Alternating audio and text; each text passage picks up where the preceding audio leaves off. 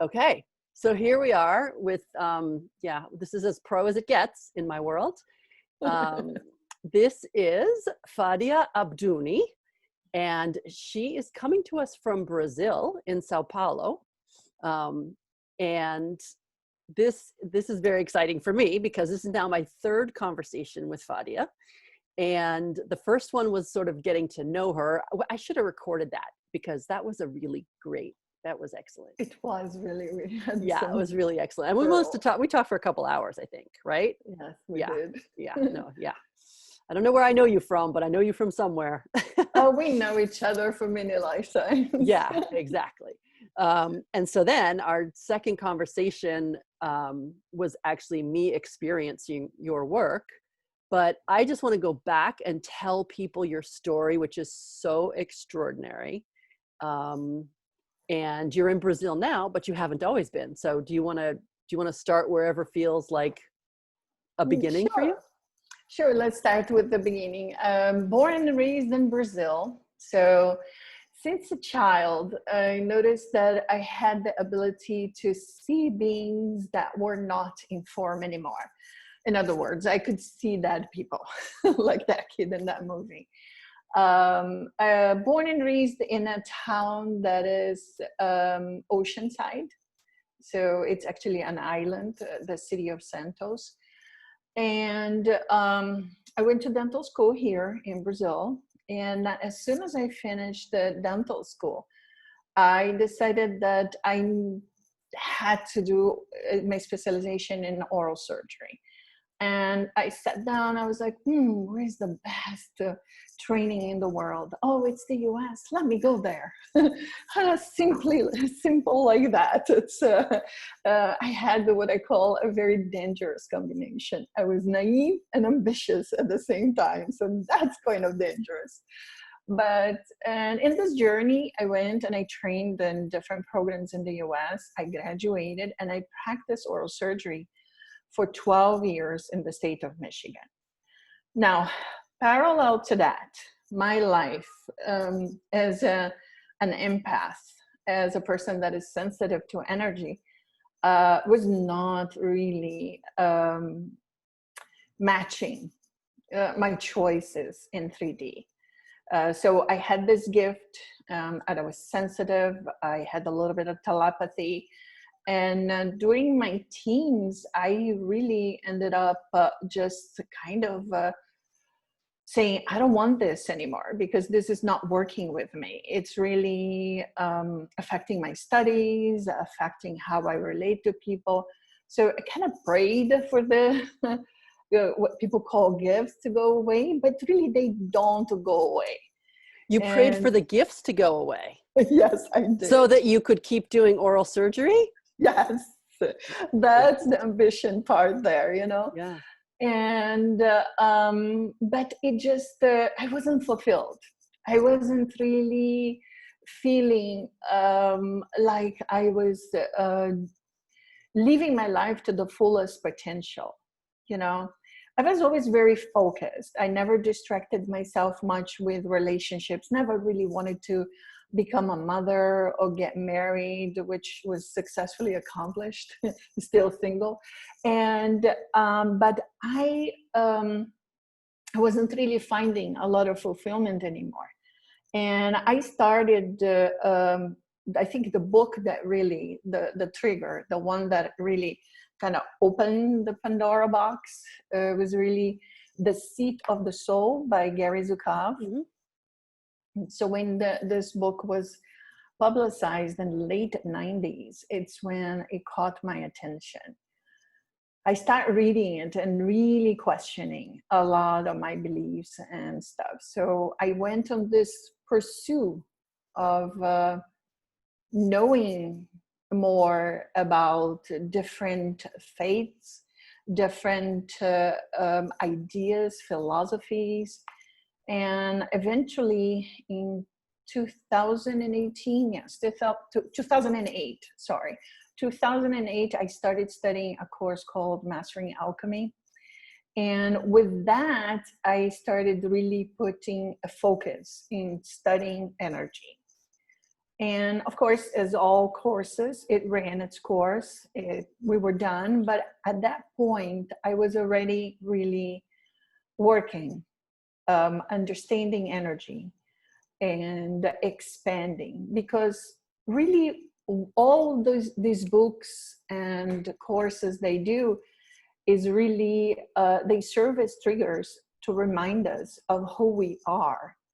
And if we take the time to sit in meditation in whatever form that we can listen and look, then we can start seeing the expansion in the knowledge flowing through.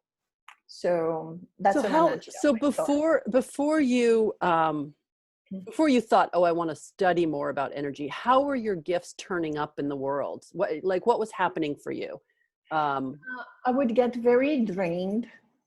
I would get very tired, and I just felt that I hit a wall in my personal relationships, and also at work. I wasn't happy. I just wasn't happy. And I started looking to know myself. I also did a course in shadows with the late Debbie Ford, which was kind of super funny because somebody gave me her book in 2000.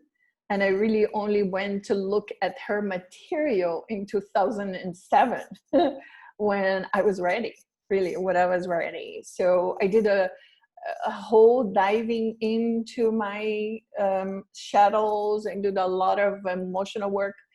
My chart, I'm a Pisces and everything. It's like I'm a moon, ascendant, everything in Pisces. So I'm really emotional. So I really did have to do a lot of shadow work. And as you asked exactly the work, how was it showing up? It's like I was never fully in alignment with the work. I have very good skills. I'm a very good doctor. Patients loved me. But it wasn't flowing. It wasn't flowing. The medicine work wasn't flowing. Exactly. Mm-hmm. When it wasn't flowing. So after 12 years of practice, I sat down and I said, that's it. I think the more you expand in awareness, the more you bring in light into your body. There are certain choices that you have made in the past with different consciousness, with different vibration, that no longer align with the person that you become. And that's when I realized, like, oral surgery is not matching. It's really not matching. So since the time that we first talked and now, I've had conversations with two other people who talked about big issues that were going on with their teeth specifically. Mm-hmm. And then how that was connected to their energy and their, I think, was it second chakra? It was something that surprised me, that teeth are connected to what? Because they had like these spiritual breakthroughs because of the way that they fixed their teeth. And I thought, oh, that's so interesting. I didn't know. Yes. So from what I understand from looking at it, from what I read, but mainly from what I perceived, my guide sharing with me, the teeth, first of all, they have meridians. Each tooth corresponds to a different meridian. So they are intimately linked to your meridians, and the meridians are intimately linked to all other aspects of our energy field. They are linked to the chakras. They are linked to the bodies, the physical, etheric, mental, emotional, causal bodies. They are linked to all of our field. So they have an impact. The second thing that I noticed, it has to do with the structure of the teeth. Structurally speaking, so now I'm going to go into the science of it. The teeth is formed by the dentin, by the enamel, dentin, and the pulp. And nerves will run through each one of the teeth, the blood vessels and nerves. The structure, the crystals of the teeth, they shift as we shift in consciousness. The more light you start bringing in, these crystals, they start shifting. and that can cause a rupture of old feelings. It happened to me. Oh, it did? What happened? A tooth that had a root canal. I had one tooth that had a root canal that simply cracked in half. It was not an alignment for my body to keep a tooth with a root canal. So I had to let go of that tooth. And when I looked at the corresponding meridian for that tooth, I realized I was having some issues in that particular organ that was reigned by that meridian.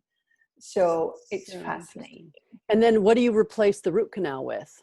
I did replace with a regular dental implant. Mm-hmm. There are some zirconia implants, but from the technical and how do you say, the technology aspect of it is not quite there yet. And most of the oral surgeons will prefer not to use them because they believe that they will break a lot easier and they're harder to handle than the titanium implants. But, and there's another point too with the teeth, before I forget, they can store cellular memories of fear. So they store fear as well. So and when we start facing our fears, we may start experiencing pain. So the way I would track it is what tooth is hurting, what tooth is the issue. Look up what meridian that correspond to. Then once you find the meridian, find the organs that those meridians are connected to. And once you find the organ, you find the chakra as well, because each chakra corresponds to our organ, and you can see where that is stored. Wow. So, it's funny. I have to ask my ex-husband which tooth. So when we got married, on our honeymoon, he had some tooth abscess that was so painful, he had to go see a dentist on our honeymoon because I don't know if it burst or I don't know what happened exactly in his mouth, but he ended up going to someone who just gave him medicine. So then he was taking crazy strong drugs and drinking at the same time, which that was a whole other crazy issue. But I was like, what weird timing is that right after we get married, the tooth flares up? That is interesting too. That would be interesting to know which tooth was that. Also reminding that sometimes it's something that was already kind of dormant, like the threshold for pain could be high. And because of the stress, his immunity drops and then it flares up. Right. So there are several aspects. It's like I always say to my clients and everyone I speak to, everything that happens in the physical body is to be looked at multidimensionally. Mm-hmm. It's not only the physiology of the body, of the pathophysiology of what we are experiencing from the biology standpoint. It's also all other bodies and so many things that can be taking place for something to manifest in the physical. And reminding us that the physical aspect of it is the last. The last thing to show up, right? Exactly. It was first a thought, then an emotion, a belief system, a habit, many things before it became a disease. Right. So so I guess in a way, you've gone from working in the physical and you've taken multiple steps away from that now. Because I mean, honestly, I don't know how to describe what you were doing, but it's like reading energy from other times, other dimensions. And it seemed quite easily, like it just seems like that's part of your gift. It comes very easily. The background of it, I'll tell you, for the past, I would say since 2014. So the past 6 years, I've been living my life in quarantine style. I used to just leave the house to go to work. And I wasn't really working super full-time as an oral surgeon. There were weeks that was full-time, some weeks were not. And I was really taking advantage of the spare time I had to really, ooh, yay, butterfly transformation. You. And it was the train to say, stop talking. Really, I put a lot of hours into expanding my gifts. So I would say it was a work of digging deep to remove the veils, the karma, the belief systems, everything. Was this just out of interest, or did something happen? It was a knowing that this is part of my purpose. It was a knowing that there was no coincidence of my personal circumstances, the location that I lived, everything. I have a group of people that we do some classes together, and we still do them sometimes. And I would see there was a crystal in Lake Superior. And it was kind of like, I felt like there was a purpose for I being there.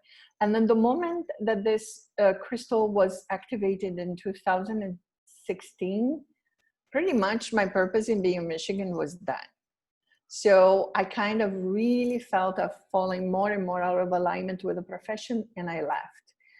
But I mean, there were several aspects, but really, and also because you start so much talking about energy that people that are not interested think you're a weirdo. So you end up spending time alone. Right. And it was harder, even in 2016, it was harder to find those people than it is today. I mean, yeah. I think this pandemic has created a shift in consciousness. Of course, every time that there is a shift and change, there is a chaos, and people are focusing sometimes on the chaos, but there is a huge silver lining to everything that's going on. Right. Yeah. And did something happen in 2016? Because that was a big year for me as well. 2015, 2016. I am not sure. I'm trying to remember. Oh, election. Oh, right. Oh my God. I know, we forgot, huh? We forgot already. How could we forget? I know, it's here again. Did you leave Michigan before the election or after the election? No, I was in Michigan during the election. It was the time that I let go of having cable. I did not want to have cable TV anymore. I did not want to watch the news anymore. And that's one thing that is super important, is people to become aware of how this kind of information affects our field. Mm-hmm. First of all, there is the sound, the visual. You have all your senses engaged. And there is a lot of subliminal works in this kind of presentation in all news. I paid attention to each different channel, and they were all following the same formula. And it's not really to give us information, it's to put out a show. It's a show. Right. So it's a show to sell advertising. Yes. And the advertising is for pharmaceuticals more often than not. Exactly. More often than not, right? Yeah. I told my friends there is a formula. The first segment, they will tell you the worst things that are happening in the world, right, and the worst things in the US. And then they're going to put a commercial for a drug for fibromyalgia. Right. Then the next segment, they're going to tell you all other things that are not going well in the world. They're going to give you another medicine for depression. But they're not going to tell you the worst thing in the first segment. They're going to they're going to make you watch all of it in order to get to that. And then they give you, they will give advertisement for medication for impotency. So it's like you feel overwhelmed and powerless with everything that's going on. Right. And they will sometimes maybe put some commercials for the insurance that you need to buy because you know you could die. Right. So it's like, it's so based in fear. Right. They will finish a little bit with some warm, fuzzy feeling story of a cat on a tree that somebody saved.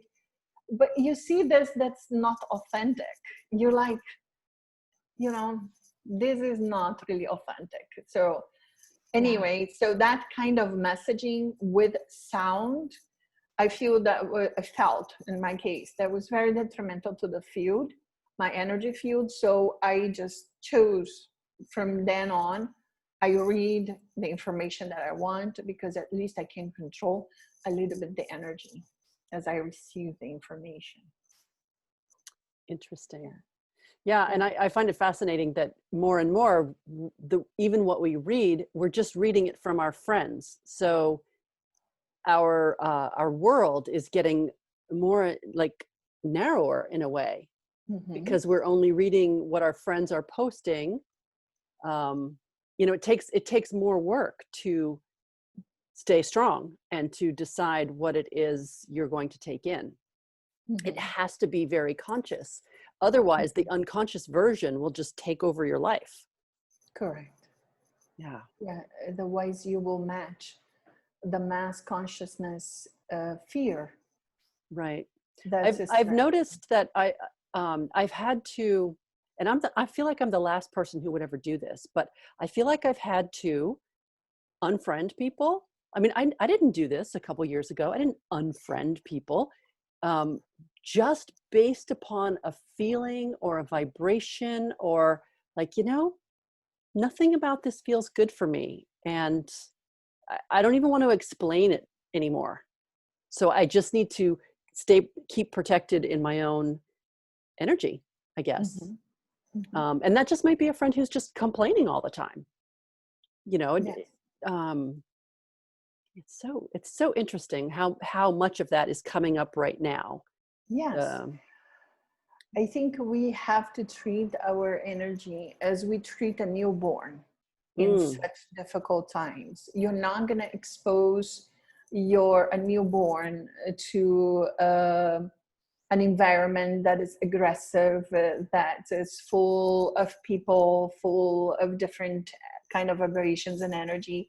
You're going to take care of it. And actually this quarantine, the whole thing of quarantining and being alone, it is a time of introspection, not necessarily to be antisocial or distance yourself from people, but be very selective, very selective.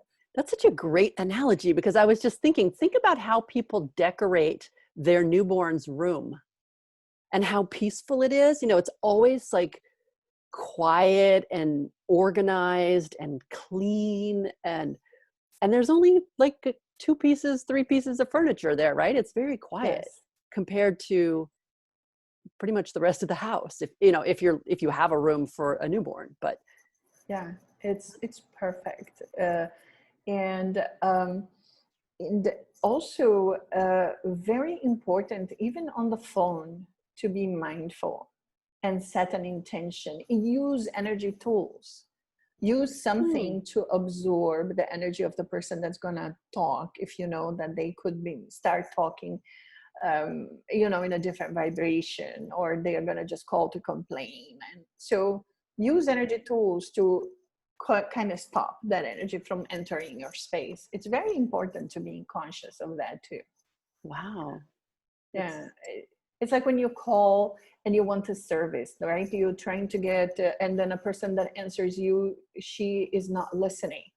You can't go against that flow. You hang up. Try another person. Exactly. You try another person. Shift the channel. Don't argue. Don't engage. Just shift the channel. That's what I do. I shift the channel with everybody. Isn't that funny? And yeah. I don't know if this is me in a stage of development or me just getting older. But as a photographer, I could photograph anyone. But I won't photograph everyone, because I can feel when they're not a vibration. Sometimes they know they're not the right vibration and they just go away. But sometimes I know they're not the right vibration, which is the opposite of what you think a photographer or any service person would say, like, oh, you know, how can I help you? But if I know that I can't help you, I'm actually probably doing you a better service by inviting you to go somewhere else. Exactly. You are in alignment. You are in integrity with your energy. You're respecting it. Yeah. I agree. I agree. I would, and that's what I felt when I coach somebody. Like when like somebody wants to coach with me, we will get on the phone and I'll feel the energy of the person. If the person is open, Mm-hmm. if the person is genuinely wants to change, Mm-hmm. and they are really interested in change and stuff. And if they're not, I would say, you know, I really wish I could help you. I don't feel like I am the right fit for you. Let me give you the name of a couple of people that I know they're excellent. Maybe you can try with them, you know, Mm. because we can't think and lack, you know, and this is the thing with the new earth. We're going to be doing business in different ways. We will market in different ways, and it's more aligned with heart, with soul, with source, and it's easy, and it's enlightened, and it's empowered. They're like so different than, I really dislike the word hustle. If I wanted to hustle, I would continue pulling teeth. I don't want to hustle. The tooth hustle. Yes. So That's I don't think I knew that you did coaching as well. So do you start with the readings? I mean, because what we did was an Akashic reading.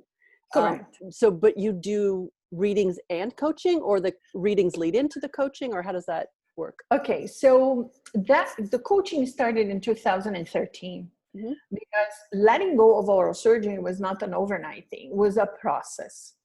And actually owning my gifts and owning who I am also took a while, you know, because I was afraid of marketing myself as somebody that does energy work, because it's woo, you know. So I was like, maybe I can disguise it, calling it coaching or something like that. So I went, and it's funny because everything I do full on. I did like this training with IPAC, and it's like a 12-month almost course of training with thousands of hours of coaching. And I really learned invaluable tools. I think I would highly recommend that to anybody that would want to do coaching.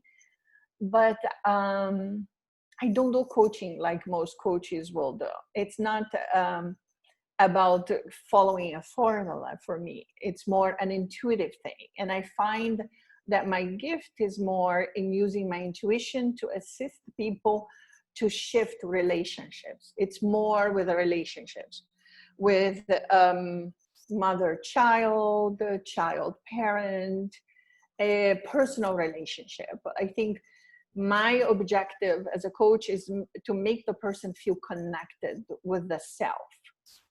But, you know, so it's a different kind of coaching. It's more organic, it's more flowy, no list of homeworks, you know, and things like that. And you know, well, I do that sometimes too. Well, also, you said more connected with the self, but you're not just talking this self, this lifetime, because really what you did with me explained some things from other lifetimes, which I realize lots of people are going to be like, whatever, you know, like, I don't want to hear it. But let's just talk to the people who do want to hear it. Like, that explanation that you gave to me about the 3 people in this lifetime that were in my past lifetime explained so much. I mean, I don't even know what it's for, and I couldn't answer that really right now, but knowing it was really, really helpful, because it clarified some things that were just kind of unknowable to me. Like, why is this relationship so difficult? Or why do I always have this weird feeling like something happened and I can't quite put my finger on it. And you didn't know anything about those people or my life or that, No. those stories. But And yes. we started somewhere else, but it felt, you know what it felt like? It felt like we were working on, like, I'm working on this big jigsaw puzzle of my life, right? And you know that feeling when you get like the piece or the three pieces that go like right here, and then all of a sudden you see what the picture is? That's what it was like. Correct, because you were ready to look at it multidimensionally. That's a good way to put it, that we're working multidimensionally. It's not only this lifetime. And the truth is, linear time only exists in this realm, the third dimension. In other dimensions, we are actually experiencing all lifetimes at the same time. So we need that linear aspect of time in the third dimensional game to be able to exist in third dimension. But if you notice, time seems to have a speed up. It seems like it's different, and right now, yes, correct. And super people are different. saying, "Oh my God, I don't know what day of the week it is anymore." And this is because time is no longer linear. Earth has already ascended. We are in a fifth dimensional planet. So those constructs, this paradigms that were built around the third dimension, they're all going to start crumbling. And so when talking about lifetimes and looking at the body, and it's interesting because I can't explain. When I'm looking at the person, I'm not seeing you. I'm seeing you like so many things at the same time. I'm seeing all your chakras. So your chakras in the body, outside the body, your bodies, your multidimensional chakras. Sometimes your own higher self comes and points out to me. I'm very visual. For me, it's more clairvoyantly. So I will have a guide come, because it's every time I'm going to do a session, I take an hour setting my field. So I do an hour work before. Why? Because it's so imperative. It's so important for me to be a clear channel. I want to be the purest and more aligned possible. So much that if I am not well physically or mentally or energetically, I will contact the person and say, I cannot give you my full 100%. Can we reschedule? Can we look at this? Because I would not feel good if I don't give you the best reading, that I can do. Yeah. And so you start looking at different things. And I see sometimes language of light, some geometries, so different things. And my job is to translate. So your higher self, your guides, and the collective of light is bringing all that information, and I'm translating what I'm seeing. And the beauty of it is that I work at the level of the consciousness of the person. Like, I have had sessions that people that feel drawn to me, that they don't know what a chakra is. So the information that came through was exactly what they needed to hear at the level that they were, without having expansion. There are people like, such as yourself, we got so much into it that we were on the session for almost 2 hours, and we were really working and activating. You were getting downloads, and we were both tired when we finished. We're like, oh, yeah. We ran a little bit here. Yeah. But it was the amount of energy, because when I am doing a session, I'm creating this container. So I'm visualizing this cube, and this cube is pure light. And we are both sitting inside this cube with the collective with us, holding the space. And we are going to do exactly what we need. If you remember, when you posted in the group, you had a throat chakra issue, I was drawn to answer you. I was like, I can help her. I can help her with that. And then it just unraveled so many things that we worked on. It was fascinating. It's so crazy too, because, and then I took some weird, I don't know, quiz I found somewhere else that sort of analyzes all your chakras. And it basically said my throat was the strongest one. Like, I don't have a throat chakra issue. I have some other issue, Yeah. which I thought was hilarious. But Yeah. I also, that's one of the things I love about Facebook is the number of things that have happened randomly that have just like, okay, so I made that post, right? And it turns out, I don't know why I was looking up your name.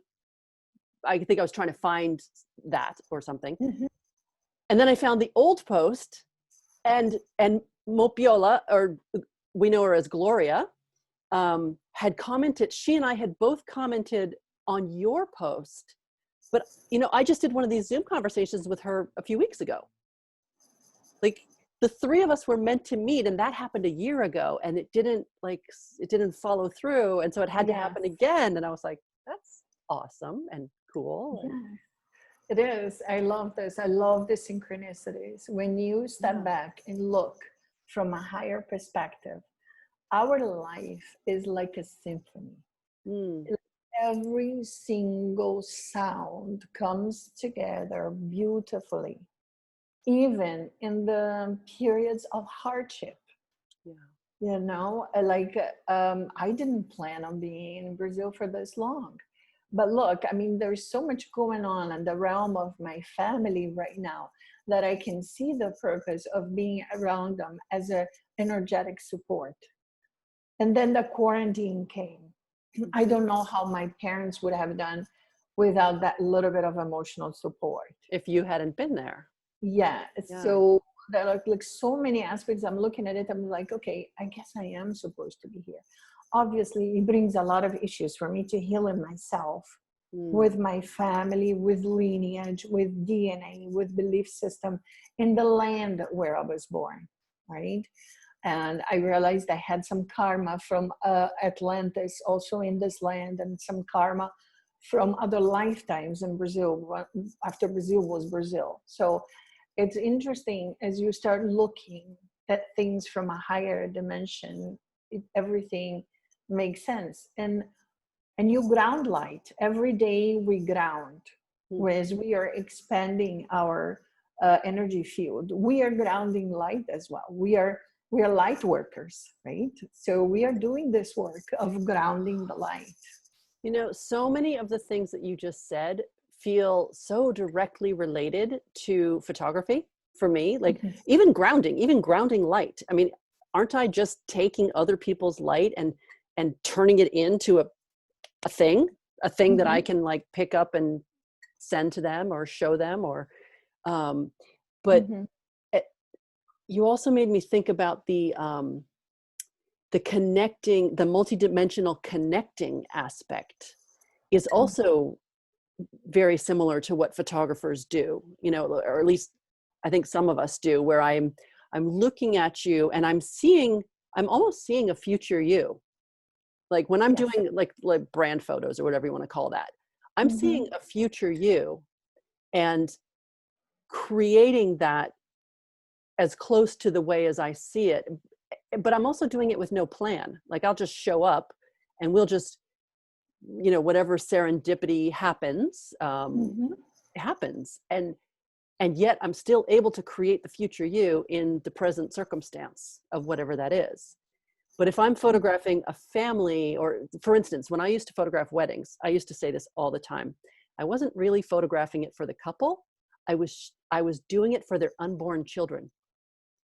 That's beautiful. Yeah, because partly I didn't have a version of my own parents to look to and say, oh, you were like, I wish I knew you when you loved each other, was kind of what the story was. Because 15 years later they got divorced, but 8 years later, by the time I was 8, they hated each other.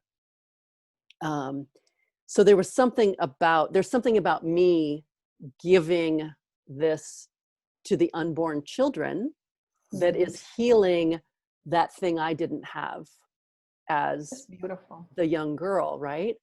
And then I was done with it. And then I've passed through, I think, what I needed to do there. But I can't stop this idea of, I know I'm a connector and I know I'm a photographer, And there's something about also being a photographer that allows me to drop into your life, and then into the life of a banker, or then into the life of a dog trainer, and then into the life, you know, people that wouldn't necessarily meet each other in any other circumstance. But then there's this photographer that's like, but the same is true of an oral surgeon. If you think about all the people that come to you, Yes. right, and that need something, they're coming from literally everything and everywhere. Correct. And the thing with oral surgery too, I started incorporating things of energy. So when a patient would get stressed and they would be like, oh my God, I don't have money to buy the sedation. I would say, don't worry, you don't need sedation. Let's meditate a little bit. And then I would see the assistant rolling her eyes like, we have another patient. I don't care. I'm going to do this for this person. They are freaking out. I'm going to help them out. So I would basically teach them to ground, and they would feel better, and they will kind of relax a little bit. Some of them even fall asleep. The first time the assistant did this to me, and I was like, I don't care. And then later she looked at me, she's like, I don't know what you did, but that worked. I said, so don't question me, please. Wow. They will be quiet. They will be calm. So much at the end. And this is interesting. I had a journey with oral surgery. And I'm bringing this up because also I had great insights with it. Becoming an oral surgeon for me, the drive for me was to feel smart and to feel that I had an impact in the world. And when I sat down after 12 years, I said, I'm not feeling that smart, and I'm not having an impact in the world. I'm just another oral surgeon. There's nothing impactful about what I do. But also there was a period that I was looking, especially in the beginning of the profession, for validation.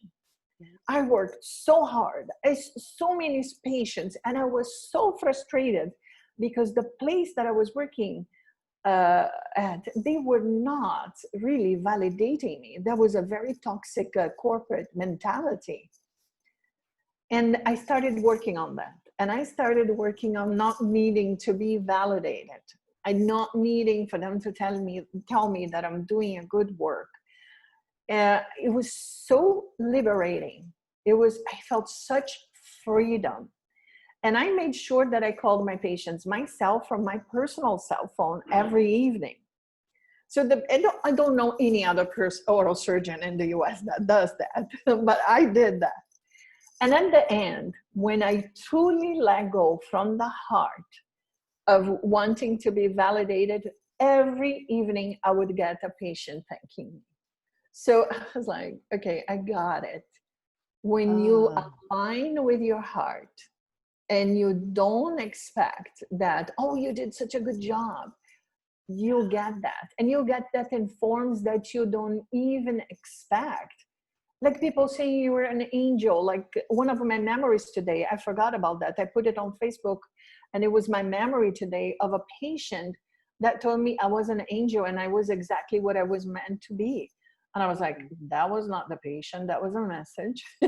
You know, it was really interesting. And then I was ready to part ways with it, because I cannot talk about patients about oil pulling. I cannot tell the patients that their sinus problems are coming from a detox and a spiritual detox that they are going through. Like I had a patient that said that he was going through sinus problems for a month. And I'm looking at his energy field, and he has so much energy stuck in his three chakras. I cannot tell him you have energy stuck in your three chakras. Because you're not allowed to say that? I don't think so. As an oral surgeon, no. I have to follow the standard of care. And the standard of care was not to bring in information about chakras. That was not going to be accepted. I don't think so. So I was like, oh my God, I have to prescribe antibiotics to this human being when I would rather that he does. And I actually did prescribe that because he said he was already taking antibiotics to use the neti pot. and try some oil pulling with coconut oil and do different things that he could try to do to ease a little bit that physical discomfort of the detox that he was going through. He had some improvement, but that was another thing, that my true self was really clashing with how am I supposed to show up and perform in 3D. So do you think that's going to change? Do you think that medical intuitives, like there's going to be more space for that in whatever comes next? Yeah. I believe so. And I also know in my heart that the journey is going to be for humans on this planet to know how to heal themselves, like without going to a doctor. So oral surgeons are not going to be necessary because people are not going to need to have their teeth taken out. They are not going to be in car accidents as much. They are not going to have pathologies of their face and neck. They are not going to be experiencing these densities that sometimes present in the body as part of this third dimensional game. This is all shifting. Well, don't you think, I mean, yes, I totally agree that we can heal ourselves, but don't you think we still need guides? I mean, sure. I'm busy with so many other things. Like, I don't know if I know how to spend the time to figure out like how to fix my own. Absolutely. But also the beings there are being born now. Since 2012 are beings that are coming from other galaxies. There are beings that have less veils. They never, some of them never played in the karmic game. So these beings are going to be the ones to implement the changes that we are going to create. You know? So these children are going to be bringing technologies and in knowledge, in things that are going to be making it easier. And yes, I think there will be, which is already showing up, a rise in looking at more natural ways to heal, essential oils, plants, balms, teas. I love to read about the Essenes because they really have mastered that, right? We know that. They have mastered that. Interesting. You know, one of the groups that I'm in it's sort of local to me, and it's all moms. And most of them have very young children, and all of them under 12 for sure. But my overall sense is that the moms are not open to this at all. Maybe it's because of where I live. Maybe it's the local aspect of it. But when I say my kinesiologist, I get a whole lot of like, you know, what's a kinesiologist? I mean, I don't even have a regular doctor because why? I've never had any particularly good results from regular doctors. If I really want to know what's going on, I'll find someone that's working with energy. But try saying that to somebody who only thinks scientifically, who only wants to hear about, you know, show me the proof, show me the science. Yeah, I don't. So I'm curious, are these children that are coming in, are they being born to parents who are more open, or are they going to become the teachers of the parents? Both. I knew you were going to say both. Both. Yeah. They're both. And it's fascinating. I found out of my own experience that I could see also the beings that were not informed yet. So there's a difference in the energy of a being that just made the transition, that was in the body, left the body, and it's outside the body. And there's a difference in the being that hasn't come into the body. So one time I noticed a boy walking around me, and I was like, wow, this is interesting. And I just ignored it. And then one time I was getting ready for bed and I sat down and I noticed he passing in my bedroom. I was like, oh, no, come back. I know I sound crazy to most people. No, this is the part that I love. I said, no, sweetheart, you're not going to pass in my bedroom. I saw you before. You're going to come and talk to me. So I felt the energy close. So I see him as you seeing something in a hologram, right? So I asked him, who are you? He said, you're not born yet. I sense your energy is different. And he's like, yes, I am here to choose my mother. And I was like, no way. And he was like, yes. I said, am I one of the contenders? And he's like, yes. I was not even dating. I was like, oh my God. So let me tell you the way I want the father. And I went with this list of things that I would want in a guy. And he kept laughing. It was hilarious. Like the conversation was really funny. Oh my God. And I was like, and he was like, mm-hmm. And he was just nodding. Any insights on who is the father? And he's like, just shaking his head. I'm like, okay, you're not gonna share anything. And then I was like, okay, good to know. Thank you. Then we had this conversation for maybe 5 minutes. And then he's like, I gotta go. And he left, like he disappeared, right? I didn't see him after that. And then 3 years later, I have a friend who had a son, and she posted a picture of her newborn. As soon as I saw the picture, I recognized his energy. And I was like, oh my God, is it possible that is him? Wow. And then I asked a friend of mine, I said, am I confusing things? Like sometimes I doubt myself because it's just way too mind blowing. And he's like, no, look at me. Look at this with me. I was looking.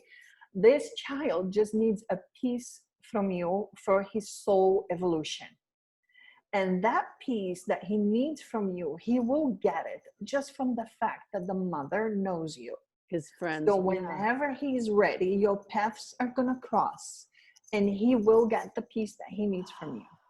He didn't need to be your son. I was like, wow, this is really, really cool. And after that, once I became aware of it, I started seeing it. I start seeing sometimes children around people. So I went to a dentist once. I knew him sort of not very personally, but a little bit. And his assistant, when he moved out of the room, I saw a little boy walking behind him. I asked her, is his wife expecting a baby? She's like, no, they're trying, but no.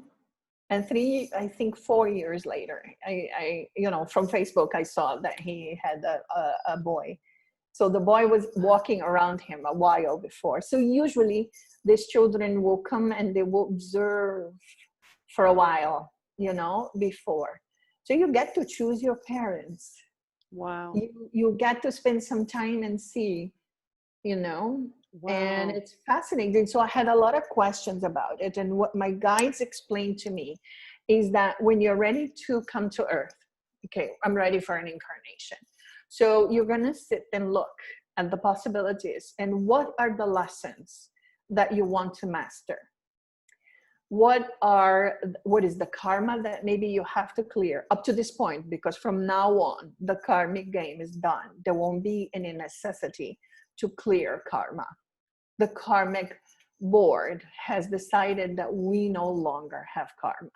So people are going to have a different choice to make.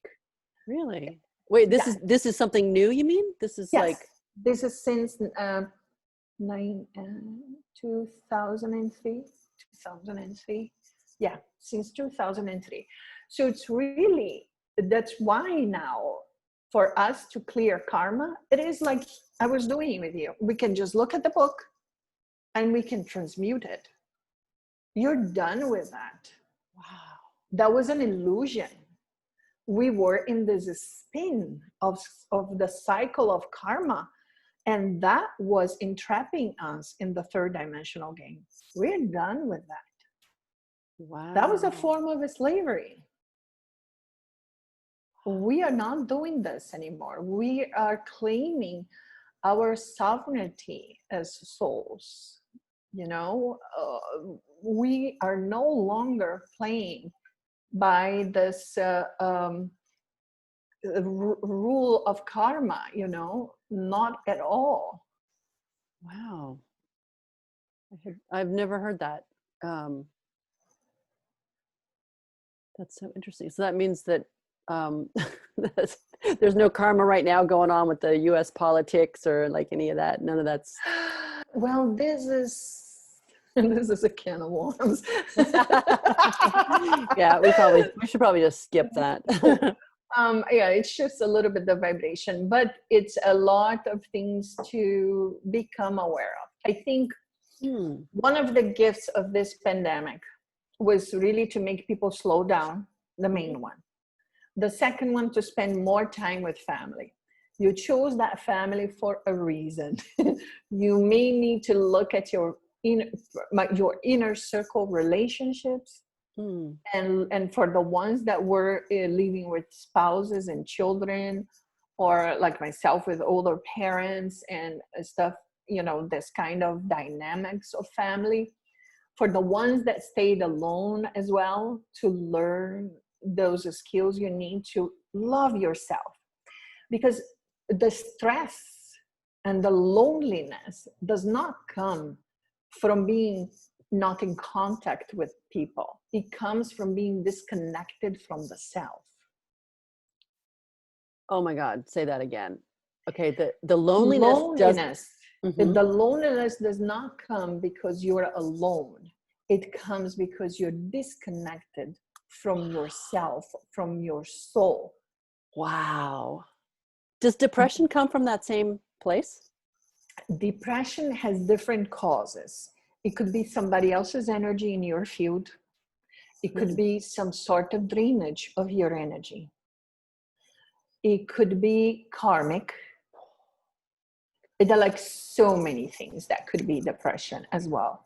So nothing is random. One thing I know for a fact, in my observations, the facts are my observations, is that a being that chooses to commit suicide, they do not have only their own energy in their field. They usually have an entity in their field asking them to do that. Wow. Yes. Because this is interesting. It's come up one other time in these conversations that I've had. Because I used to suffer so much from depression, so much. I don't know if it was loneliness, but probably like deep loneliness. Not like, oh, I feel lonely, but more like Correct. I feel so alone. But that's gone. The depression is gone. I mean, I used to feel like I wanted to commit suicide when I was in like a teenager, which, I mean, I realized it's a difficult time in life, and maybe a lot of people feel that, but I've spoken to other people who said, oh, I never felt like that. So I thought, okay, well, that wasn't maybe normal, but and then around 2015 or 16, it completely left me. Like, yes, I still get sad, but I do not go to that place anymore. It's like there's the above water, there's below water, and then there's below the water. You know what I mean? Like, and I used to be really at the bottom of the ocean, and I don't go there anymore. And I don't know if it's a thing that was clear. It did happen. It was after I had a 10-year relationship with somebody that was in the news business. Interesting that we were talking about that before. You were talking about we choose our families, and I thought, I think he chose me partly to heal himself using my child. Like there was a part of our relationship where he was healing his own childhood by using my child to relive his childhood. Does that make sense? Like as a young boy, he never got to be a young boy, but as the parent or the step parent of a young boy, he got to go through certain things again. So I can't say if that was karmic or just healing, but when we first started dating, there were 3 of us that he considered dating. all of us had young boys.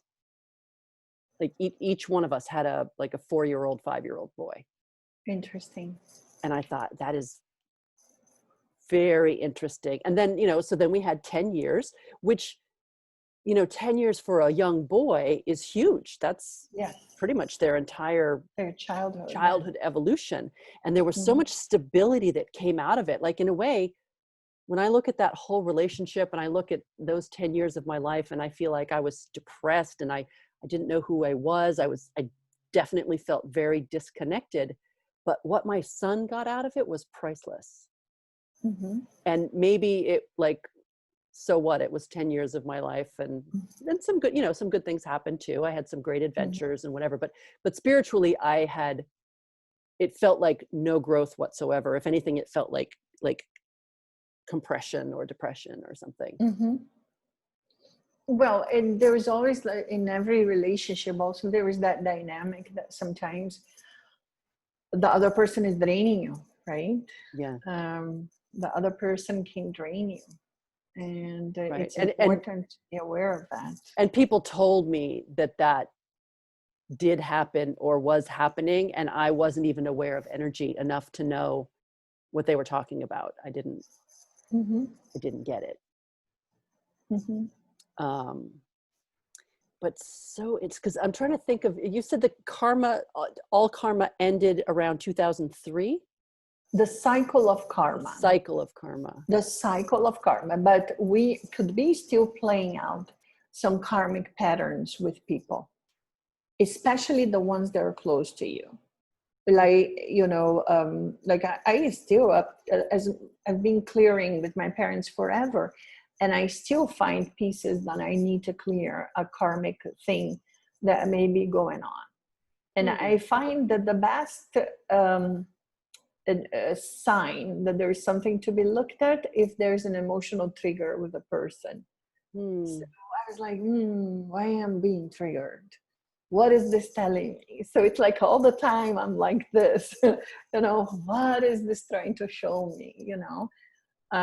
Sometimes it's a mirror, sometimes it's an aspect of yourself, and sometimes it's karmic. You have to go and dig a little deeper and find out why you're being triggered, or the relationship is not the way you want.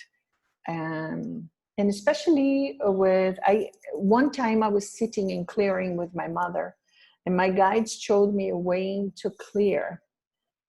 As a baby inside the belly and the umbilical cord.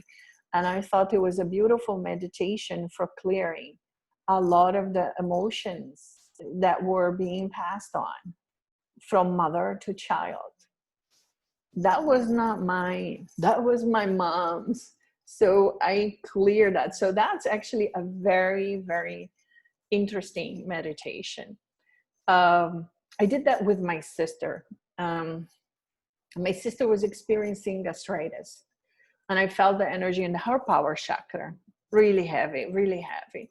So I worked a little bit in each one of the chakras, clearing it. And then I said, you know what? I think we're going to go a little deeper with the clearing. You're going to clear with mom. My sister was just looking at me. Okay, let's clear with mom. So I did this meditation with her. And at that moment, she started having nausea, like strong nausea, moving energy. And she started bursting and crying. And I'm like, what? She's like, Mama rejected me? And I'm like, yes, you were the 6th child. Mom was really tired of having children. So I guess that may have happened. And it was really making amends with that. So she cleared that energy through the umbilical cord, that rejection that was passing through the umbilical cord. And within a week, that was gone. That flare the gastritis, all of that was gone. And because that was underlying anger. And is your mom already gone? Is she passed? No. She's alive. Around. She's around. She's alive. And my sister asked, and they talked about it. And actually now she gets along the best with her. They are like so close. Because they cleared it. Yes, and I am the black sheep. I'm the one that brings the ideas and wants everybody to work on their mindset and mindfulness, and they don't have patience with that. So she gets along with her extremely well, and that made her let go of that unconscious, that subconscious anger she had, because if you see. Who's subconscious? So did My sister. Your sister had the subconscious anger? Correct. Because for her, it must have been hard because consciously she loves my mom. Right. She couldn't see that anger. Mm-hmm. So it was all getting stored in the power chakra. She felt powerless, and all that anger so affected the stomach. She had the gastritis. So we were unraveling, okay, let's see where this anger is coming from. I could see where the anger was coming from. So let's do this meditation to clear this anger. And as soon as she saw herself in the womb, she felt the emotion. And she was like, oh my God, I was rejected. I was like, maybe a little bit. Wow. So that moved energy. So like we said in the beginning of this conversation, everything is started with a thought, an emotion, a habit, or, and including the ones that were passed down and passed into you. I'm already feeling like we're going to have a whole nother session just right around this, because just that story resonate. Like, I know that my mom, I can't speak for her and say she didn't want me, but I can tell you that she was hiding the pregnancy for months. I mean, there's something around, like in the 60s, you didn't want to lose your job. You didn't there's a lot of fear around that. Mm-hmm. The way that women have children today is different from the way it was a generation ago. Absolutely. And even my mother, she had 6 children, and still I could sense her fear of being a mother. That sense of, am I good enough? Really? You mean every time? Every time. And up to today, she wants validation every single day that she's an awesome mom. And she's incredible. I chose her with the purpose of being this mom that is the chicken with the hands, because I needed that childhood. I needed to clear some karma with her from another one. I saw a lifetime that we were both in the Himalayas in male form. And as a father, she told me to be the Sherpa. I would work as a Sherpa while she would sit and do whatever, smoke or not work. So I was really a sort of a slave child labor in that lifetime. And I had no shoes. My fascination with shoes this lifetime comes from that. Really? Well, also, but you said something also about validation. You wanted the validation as a doctor. And I'm thinking, did that come from your mother? It could be. Wanting her validation. Correct. From her child. Correct. That's passed on from DNA. I recently became aware that I should do a clearing with my entire father's lineage. And as I sat down and I was doing this meditation and just seeing the higher self of all those beings that were part, and it's interesting because mainly the male, all the lineage up to my father in male form, all of them, there was this inherent that was so impregnated in the DNA, unworthiness. It was a heavy meditation to do in clear. And as I did this meditation, the next day I was with the flu symptoms, which was a detox that was coming from the physical DNA as well. Wow. And it's so funny because my mom now got used to me. Some days I will wake up and not get out of bed, and I'm in bed laying all day, and she looks at me, what's going on? I'm going to take her to the doctor. Don't need to take her to the doctor. I'll be fine. And my sister like, you're coughing up a lung. You really need some medicine. I said, no, just coconut water. Just coconut water. I can't eat. I just give me coconut water. I spend a whole day in coconut water in bed, The next day I wake up, there is nothing. And they look at me, you're not normal. You're not normal. Wow. But it was from the clearing. And I decided to do it a couple of days before Christmas. So Christmas, 2 days before Christmas, I was laying in bed. I was clearing this. But yeah, it was so heavy in the etheric DNA of the lineage of this body. So yeah, I was going to say, how do you explain the, you can be, how do you explain the connection between your soul and what you were in a different lifetime and the DNA lineage of, whatever you are right now? correct. Are they two different things, or are they the same thing, like crisscrossing? They can crisscross sometimes because you can be born as a different being in the same lineage that you come from. Or but yes, there's different levels. So there is the physical DNA that's passed on to you, and then there's the etheric DNA that is coming from this lineage. But it's in the etheric DNA that there's also the DNA of all incarnations. So that's passed on through the etheric DNA. And another factor this lifetime that can affect the person's DNA is the energy of the people that we choose to have romantic relationships and that we end up having sexual relationships with them. Mm-hmm. Their physical DNA can be in our body, and their etheric DNA and even cords. So it's super important to clear that. And that actually gave me an idea to do a session just for that. I decided to call it Clean Slate for Romance. It would oh be, my God. You know what my boyfriend calls that? He calls that la bota limpo. Isso, botando tudo a limpo. That's like the only word of Portuguese I speak, It's because if you really think about it, we need that. We need to clear all that stuff, because most people, I would say that people that are not aware of energy, mm-hmm. they're carrying in their sexual organs their energy and the energy of all past lovers. Oh my God. So, and then that energy comes to sexual organs, especially the woman inside her womb. Yeah. You're receiving his energy and all the women or all the beings that he slept with.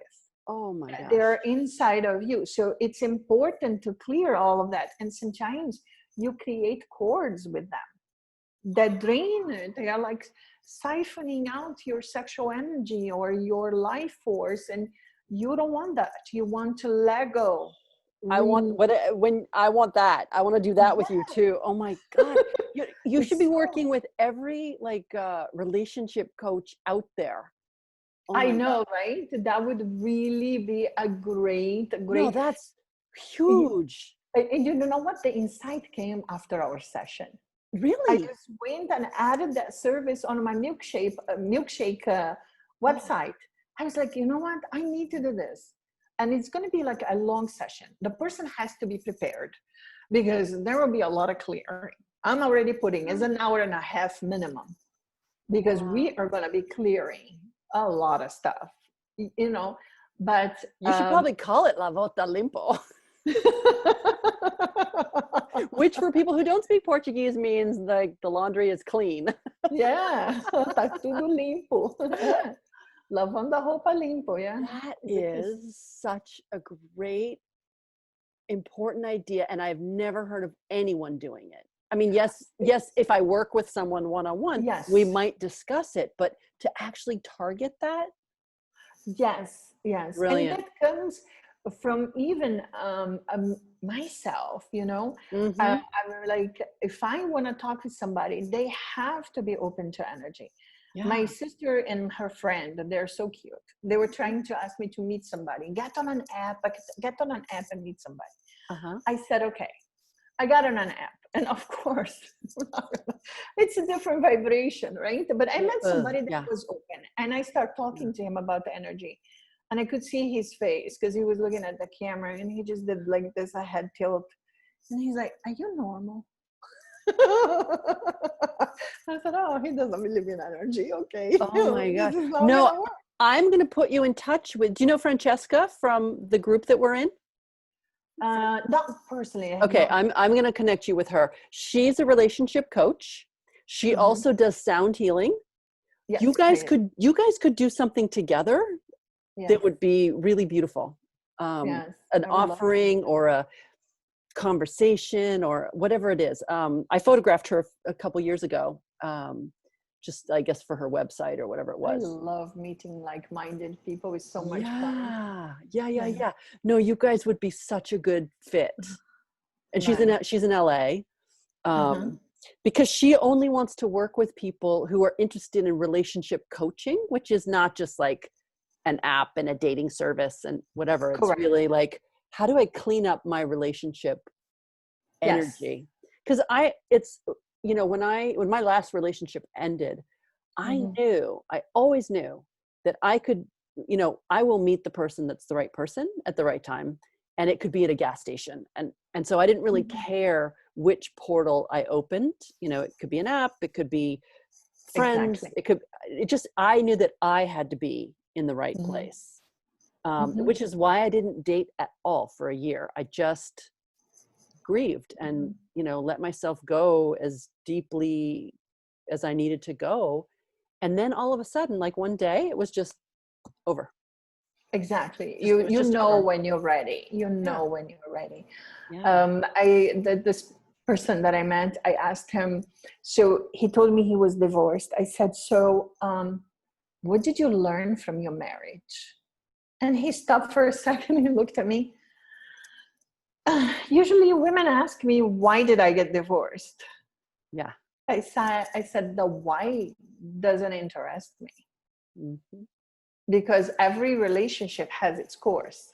Mm-hmm. So you're going to be very creative as a soul and find a reason to go different paths after you served each other's purpose. Yeah. So it doesn't matter. What matters is, did you become a better person? Did you learn something about yourself in this relationship? Did you learn more about the boundaries that you set, the way what's a deal breaker for you in a relationship?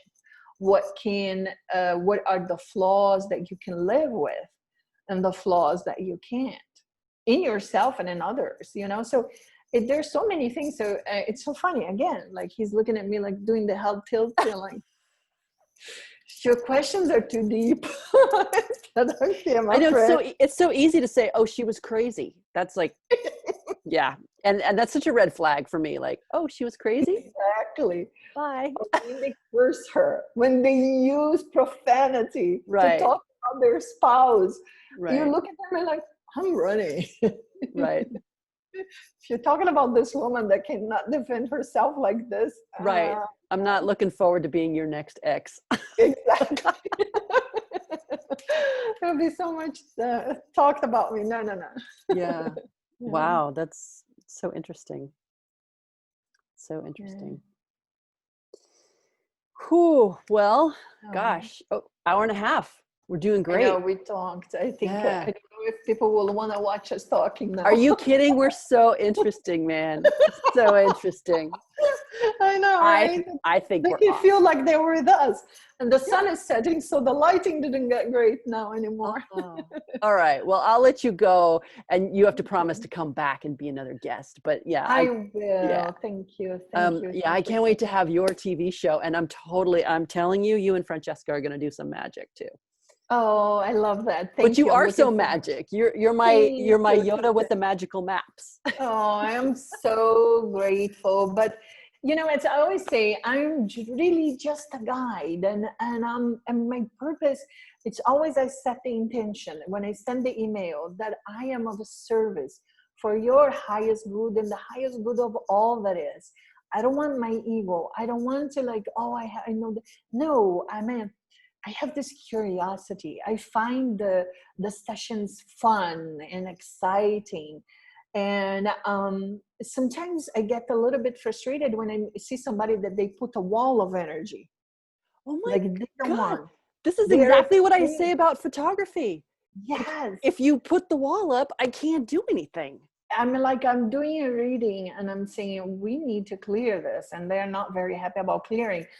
I just want to know what's in my Akashic records. I said, okay, but this is not what I do. I mean, I don't want to just, you for knowing what's in an Akashic records has to have a sole purpose. And that was in my invocation, in my intention to do what's the highest good. And your highest good at this moment is the evolution of your soul. Mm. So if I'm going to tell you about a lifetime, that has a purpose. I'm being granted the permission to see that for a purpose other than curiosity. You know, I told my dear friend Annette about our conversation, and when I mentioned the Egyptian story with her, she said that explains all of your choices in jewelry. Yeah, I was like, yeah, I know. Me too. Like, I'm walking with the eye of Horus all the time. I like that. I really like that. And I love crystals. I think they're so much fun. I love to wear jams because they remind me of that energy of the crystals and stuff. So well, when I come to Brazil, we're going crystal shopping because oh my God, I know. Love it. There's I some know. stores. I mean, know. and another thing, I really want to do sacred travel. And I think we could really pick up a group of people to go to some area of Brazil here, Chapada Diamantina. Let's do it. It's like a plateau. I can tell that this place is a huge portal that like under it there's a huge crystal. I can see the crystal. So that should be fun to go there in a group of like-minded people, create some magic. Yeah, that would be great. Oh my gosh, I can already think of so many things. Even if it was like people who are like ready to date again, and that clearing that you do is part of it. Mm-hmm. Yeah, do a retreat. Yeah, a retreat that's like preparation for. It's like a sacred ceremony to prepare for dating again. Plus, I can do the photos for the whole situation. Oh my God, it would be so Right? nice. Yeah, so nice. Plus a trip to Brazil. I know, right? By the ocean, we can find an area that it has really clean water. Oh, there's so much we can do. Yes, definitely. I'm looking forward to co-creating with the soul family. Yeah. This is my desire now, is to connect with soul family. We can keep talking. We didn't feel it an hour and a half. Like we can talk forever. Yeah, because you're such a beautiful guide. So yeah, you may be just a guide, but you're a really amazing guide. Thank you. Yeah. You see in me what's already in you. So I thank you for that. Just seeing me. Thank you. Awesome. Big hug. I love you so much. And we can match colors without talking to each other. I know, right? I know. Love this. Thank you. All righty. Well, I'll just, I'll share this and I'll put some links and people how to find you and things like that. Because if they stayed here for an hour and 40 minutes or hour and a half, then they deserve all the links. They do. Thank you. Thank Have a you great so day. much. You too. Thank you. Bye. Bye-bye.